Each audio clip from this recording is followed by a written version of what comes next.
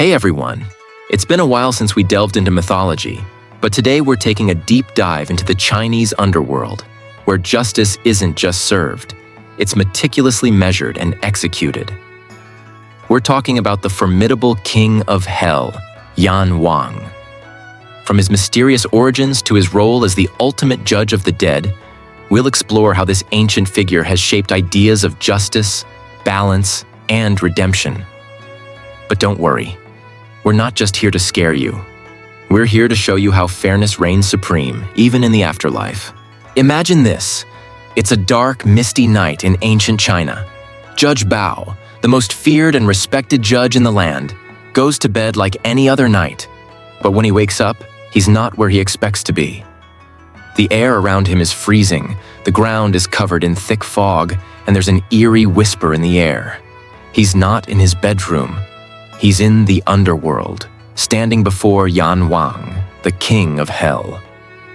Yan Wang is holding the book of life and death, a book that lists every good and bad thing anyone has ever done. His eyes are sharp, almost like he can see right through Judge Bao, weighing his very soul. But Judge Bao doesn't back down. He's heard rumors that even in the underworld, justice might not always be served. And if there's one thing Judge Bao can't stand, it's injustice.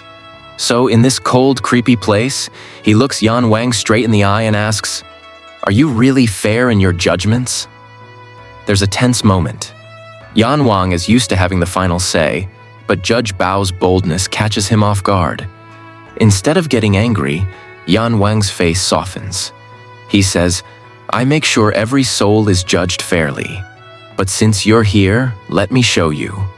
Yan Wang opens the Book of Life and Death and starts to recount the life of a recently deceased soul.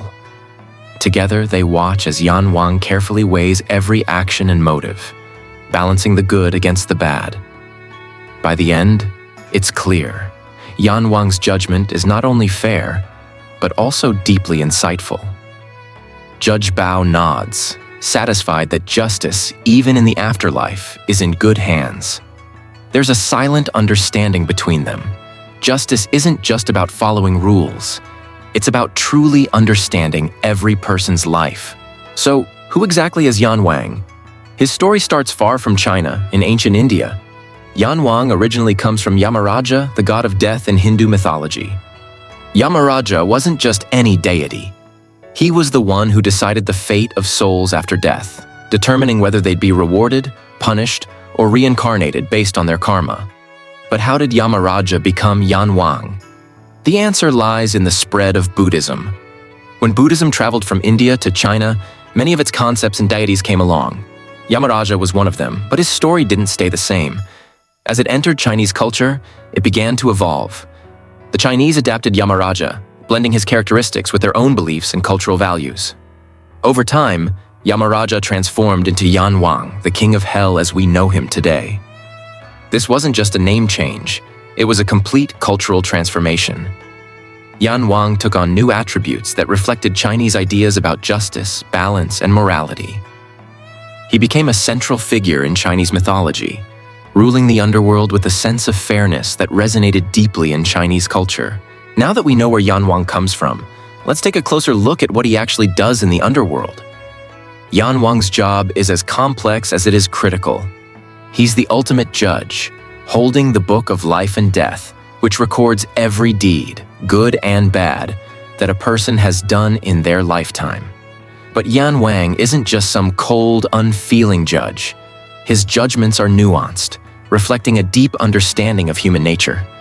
He doesn't just look at what people did, he also considers why they did it. Was it out of malice or desperation? Was it a moment of weakness or a pattern of behavior? Yan Wang weighs all these factors before deciding a soul's fate. One famous story that illustrates this is the tale of Mulian and his mother. Mulian was a devoted Buddhist monk, but his mother wasn't so virtuous. After she died, she ended up in the deepest, darkest part of the underworld. Mulian, heartbroken, pleaded with Yan Wang to save his mother. At first it seemed impossible. Her sins were too great. But seeing the sincerity in Mulian's heart, Yan Wang gave him a challenge. Accumulate enough good karma, and he might offset his mother's sins.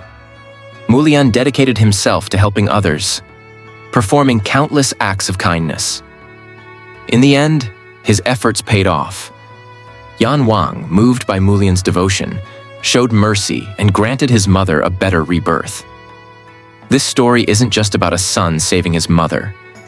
It's about the power of love, the possibility of redemption, and the idea that even the most severe judgments can be tempered with compassion. So where does all this happen? Yan Wang rules over a place called DU, the Chinese underworld. It's not your typical fiery pit. Instead, it's a vast, complex realm divided into 10 courts, each ruled by a different king, with Yan Wang overseeing them all. Think of DU as a giant court system where each king presides over a specific type of sin. When a soul arrives, it's judged and sent to the appropriate court for punishment. But unlike Western ideas of hell, DU is more about purification and balance. It's where souls atone for their sins before they can move on to their next life. Here's a quick breakdown of the courts. The first court. This is where the initial judgment happens. If a soul led a virtuous life, it might go straight to reincarnation. If not, it's sent to another court for further judgment. The second court.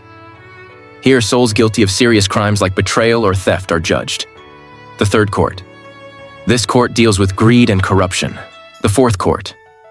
Acts of violence and abuse are judged here. The fifth court. This is Yan Wang's court, where he deals with deceit and false accusations. The sixth court. Souls guilty of lust and adultery are judged here. The seventh court. This court judges those who neglected family duties. The eighth court. This court deals with those who cause discord and division. The ninth court.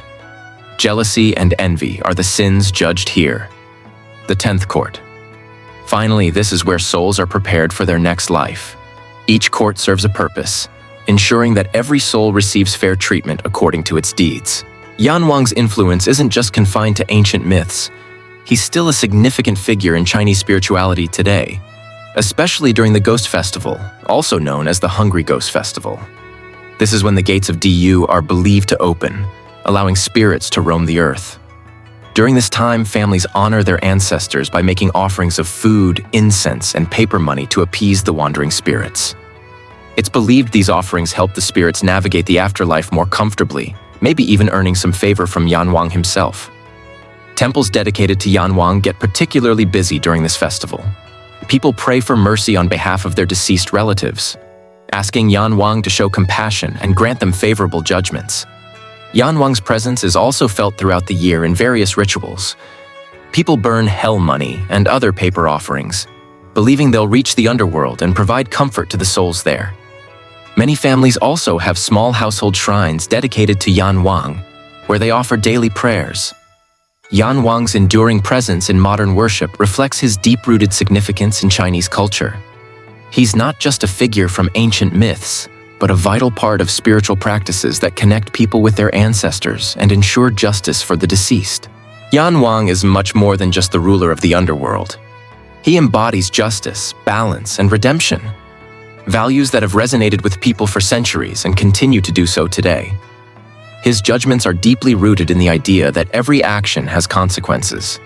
But what makes Yan Wang truly remarkable is his ability to see beyond the surface, weighing not just actions, but also intentions. He understands that people are complex, and that sometimes, even those who've committed wrongdoings deserve a second chance. In the underworld, punishment isn't the end. It's a step toward purification and eventual reincarnation. Yan Wang's role as a judge reflects a broader belief in balance. His fairness and impartiality help maintain cosmic order, ensuring the scales are tipped neither too far in one direction nor the other. In modern times, Yan Wang is a symbol of justice, reminding us that integrity and fairness are values to be upheld, not just in the afterlife, but in this life as well. His stories and rituals continue to inspire and guide, offering a glimpse into a worldview where fairness, balance, and hope for a better future are at the core of existence.